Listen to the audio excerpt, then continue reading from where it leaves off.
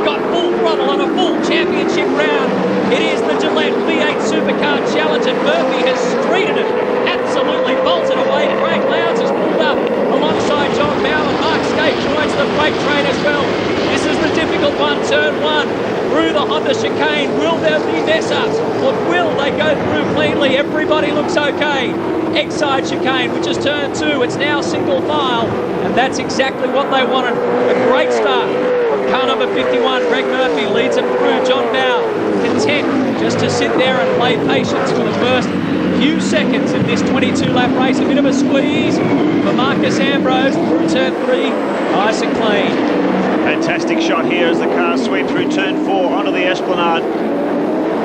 And they really get into the throttle here. 240 kilometres an hour on the approach to the very tight Conica corner. You can see a challenge there by Brad Jones down the inside of Jason Bright as they come down the brakes. Look at Bernard down the inside. There's been contact between the two Fords. And John Bow goes spearing across. Oh, two Fords go straight into each other. There was never enough room for both of those. And the Caltex Haviline, the left-hand side of car number 9, is a goner. Well, Ford teams are pretty good at taking themselves out of races, and they've done it there in the first lap. David Bernard, the brand new Caltex Haviland Ford. John Bow, we don't know what damage he's copped as well. There's a coming together between those two cars. Look at Bernard now taking evasive action. He's going to try and limp it back to pit lane, but I think he stopped it there. Can you believe it? That car was just rebuilt. It's a new car, in fact, a spare chassis that they had at Stone Brothers Racing. They rebuilt it specifically for this race, and this is his teammate's view. Look at that. He hit the wall too. It wasn't just the collision with Bow, it's that damage is on the left-hand side. Look at this. Crunch right up against the concrete barrier, and that's the end of Caltex Haviline's chase. Only halfway through the first lap. I'm not sure if John Bow has copped any damage from that collision either.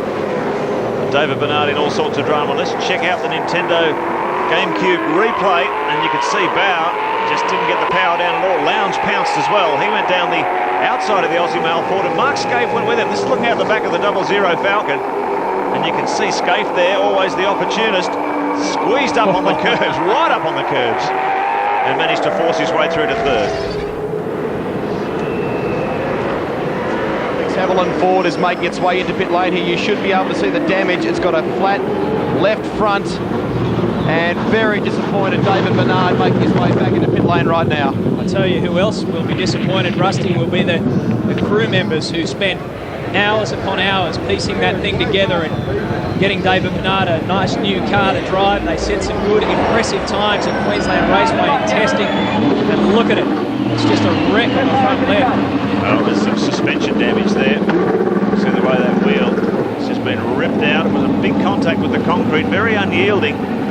Drive a car into those things, they don't give you any mercy. Now keep in mind, there's also the Pertec Ford has to get in here to make its compulsory tyre change, so they want to get that car out of the way in a big hurry. It looks like they've done that.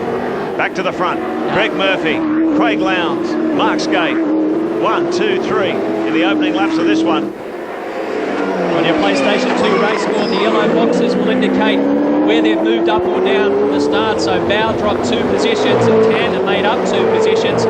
Stephen Richards jumped up 3 positions. They're in 12th. Jason Bargwanna has gone from 14th up to 12th position. So out in front, it's a clear road for Greg Murphy, which is exactly the way he wanted it. You heard John Bow say that he was a pretty good starter. Murph, Craig Lowndes is throwing down a big-time challenge. There's Bow, there's Ambrose. There goes the lap record too. A whole lot of cars. First flying lap have gone well under the lap record. A 52.7 for Murphy. A 53 neat for Lowndes. The fastest car on that lap was this car. 888 Aussie Mail Falcon, 152.31. And expect those times to tumble. Looks like Bow's okay. He got through that collision with David Bernard unscathed. Car showing good speed at the moment. Bartercard corner. Takes him up to the Esplanade. 3-1, you can see the confirmation there of the speed of Bow. There was 5, 6, 7 cars on that first flying up that went under the existing record. And lap 3 has been the lap time that we've seen the times really start to drop as we go on board now. The 5-time series champion. I just wonder what happened to David Bernard's car. They had to get it out of the way. of Marcus Ambrose. Let's check in with pit lane and see what the story is. Yeah, David, not the start to a race like that you would hope for. You've only just rebuilt that car. Oh, yeah, exactly. You know, it's a long race and everyone should be patient. You know, John got a bad run out of the corner before the straight, and I was in there, and he just turned into me and knocked me into the wall. On the way it hit us, just grabbed the wheel and broken the upright by the looks of it. You think he knew you there? We all know John Bow's hard to pass and he's aggressive. Hope it wasn't deliberate, but either way, you know, the rule says you got to be up to the vehicle. I was well and truly there. Hard luck. Yeah, what do you do? Tough. Yeah, well, disappointment all over the face of David Bernard on home soil. Pit window is now open now. These cars can make their compulsory tyre change. And boy, they're not going to want to gamble with the safety car too much around here. Keep in mind, if a safety car comes out, you cannot enter pit lane. It's different to what we saw with the Bob Jane T-Marts 1000 last weekend. The rules have changed here on the Gold Coast. But John Bow now, probably the first car to come in and get this compulsory tyre change out of the way. You can see other cars behind coming in too.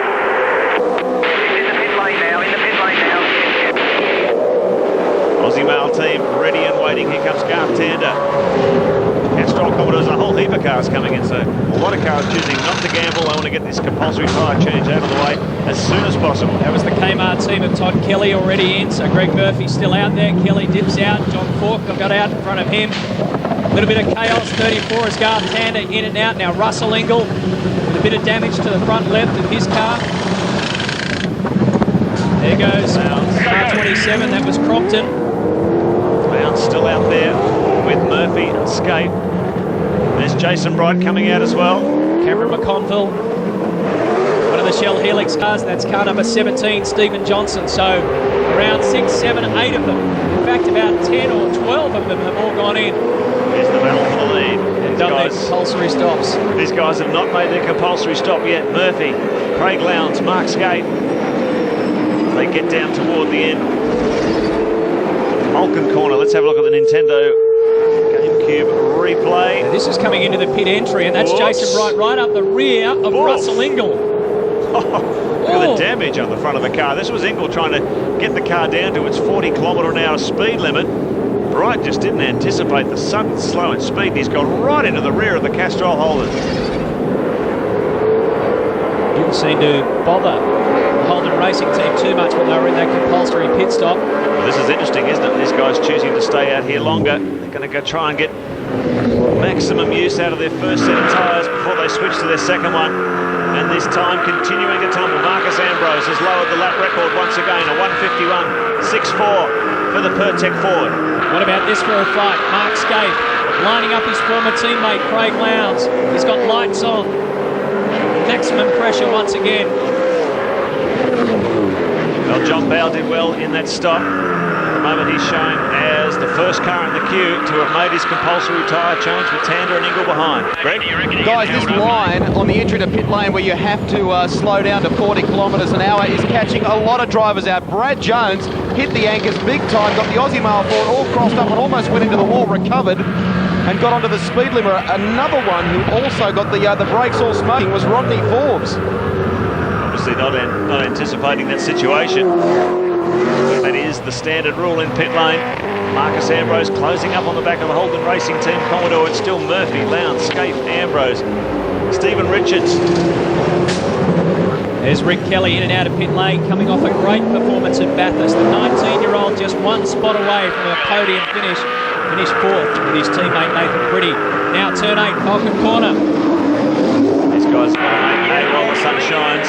There's a whole pack of fast cars behind them that have already made their compulsory tyre change. Okay, mate, ready for you.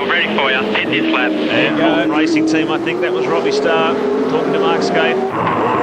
Bringing him in. Don't want to gamble with the safety car too much here. Well, they want to maximise the use of their first set of tyres, so they've sort of taken a gamble each way. Here goes Scaife moving over to the left, enters pit lane. Lowndes and Ambrose stay out there. And in front of them is Greg Murphy, so that was second, back to third we were looking at. Scaife pulls back to 40 clicks an hour. No worries, mate. Remember your speed button. Keep it on until you flip the pit. These guys have set up their complete pit stop area just to Mark Scaife's left, which is on the right-hand side of the pit wall, and the Champ cars, by the way, are doing their business on the other side of pit wall. They're getting their setups right. They've got extra garages around this time. You can see how long it's taking him to come down pit lane with that 40km/h speed limiter on the car. It just goes to show if you get a drive-through penalty here, you can throw your race right out the window. Oh, it's murder, the drive-through penalty, and the way that they infringed them early on in the qualifying was a big lesson to these drivers. Stay off the curbs. A good one for the Holden Racing team. Yeah, slick. So Scaife gets back into the battle. Ready for the overlap. Here comes Stephen Richards. He chose to come in as well. There's John Bowe. And he's the first car in the queue that's already made his compulsory tyre change. So that was good work by the Holden Racing team to not only make hay while the sun was shining in terms of track position, but they've also got him in and got him out in front of John Bowe. So Scaife, by the time the rest of these cars have made their compulsory stops, will be at the front of the queue of cars that have already changed their tyres. The big key thing here is going to be Murphy, Lowndes and Ambrose. How quickly can they get those cars in and out? It's going to be critical, these stops, if they're going to maintain this lead after their stop. On board with Murphy. Race leader is getting the message. In. So he moves across the watch for Rob. Got to hit that. Reminding him to get that speed right down. He's got all the brakes locked up. That's the white line that Rusty was talking about. You can just see it there. Now this is the really long, drawn-out part for the drivers, the Kmart team. It's going to be interesting to watch the overlap here when Murphy re-emerges onto the circuit, where he is relative to Scaife. They're quick, these guys. They're really quick, this crew. They got tangled up with a massive fuel problem and cost Greg Murphy any chance. But Bathurst, they have to wait for another car to get past them. That's one of the better electrical ones. Rusty. Matty, you're absolutely right. And it's a bit of a problem when these guys decide to pit so early. It's better on the laps like now for Greg Murphy and for Mark A, but there's a bit more breathing space here in pit lane. For the guys that are doing it, as soon as the window opens, Todd Kelly, for example, came in. The Kmart team completed the stop in 7.63 seconds, but they're the first pit bay that you come to. He had to wait another 4 seconds for the rest of the queue to file past before he could head back out again, so it cost him a fair amount of track position. Well, Murphy's crew has done well because coming into view, so's Ambrose as well. There's Scaife. Both of them went in and got out before Scaife came around. Fantastic. So great work from both the Kmart team and the Stone Brothers Racing team. Let's go back to pit lane. Grant Denyer. Yeah, Greg Ritter's hopes of getting some extra miles here this weekend on loan from Dick Johnson Racing to the Cat team has been dashed. That Cat car is jammed in gear. He's spent about the last 4 minutes in pit lane trying to fix it. He's now back out, but not looking good. The big question is, what can Craig Lowndes' crew do? He's still leading this one, still to make his compulsory stop. Will he be able to get in and out in front of these guys? Greg Murphy at the front of the queue now of the cars that have made their compulsory stops.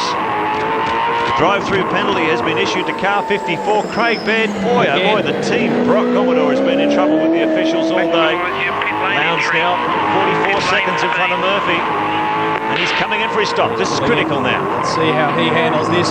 There's the white line. See it? Bang, 40 k's an hour right there. 00 Motorsport team, well drilled. This is a great job at Mount Panorama. Can they do it again here? Painfully slow, wobbling down pit lane at 40 kilometres an hour. And we're going to watch the overlap here and see where Greg Murphy is relative to Lowndes when he comes out of the stop. This is going to be critical. This is where you've got to be on your game. This is why the V8 Supercar Championship is a full team event. He gets in and out under 8 seconds. That'll be good. That'll be really good. Will it be good enough? Well, he's still locked in 40k zone. And right behind him, I can tell you that Craig Baird has come in to do his drive-through period. He's been in there for just over 30 seconds. Here comes Murphy. Oh, this is going to be close. This is going to be really close. It's a carbon copy of the start, isn't it? This will There's be Lowndes coming out of the pits. Versus 51. Who gets out first? Lowndes doesn't, because Murphy came screaming through with the extra pace. Only inches in it in the end. How close do you like it? Lowndes on cold tyres. He's got to now try and bring this car up to temperature quick smart if he's going to have a crack at Murphy. Murphy now has a big head of steam. You can see him storm past Lowndes there just at the pit exit. So Lowndes, even though these guys are fighting over third and fourth, by the time Seaton and Tratt have made their stops, they'll be right at the front of the pack. Wow, what a